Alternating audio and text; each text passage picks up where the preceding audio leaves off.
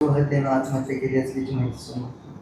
एक 42 वर्षीय विवाहितेने आत्महत्या केल्याबाबत माहिती प्राप्त होताच आम्ही घटनास्थळी जाऊन सर्व चौकशी केली आणि मृतकाचा भाऊ याने आमच्याकडे फिर्याद दाखल केली.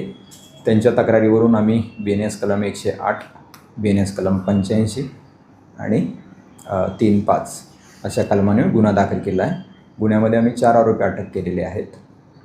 त्यांना माननीय न्यायालयासमोर हजर केला असता माननीय न्यायालयाने त्यांना 5 दिवसाची पोलीस कोठडी रिमांड सुनावलेली आहे. गुन्ह्याचा तपास सुरू आहे. अटकेत असलेले व्यक्ती कोण कोण आहेत, त्या विवाहित महिलेशी त्यांचं काय नातं होतं आणि त्यांच्यावरती नेमके काय काय आरोप आहेत? अटकेत असलेले जे आरोपी आहेत त्याच्यामध्ये त्या मृतकाची सासू, मृतकाचे सासरे, मृतकाचा दीर आणि मृतकाचा नवरा असे 4 आरोपी आहेत आणि त्यांच्यावर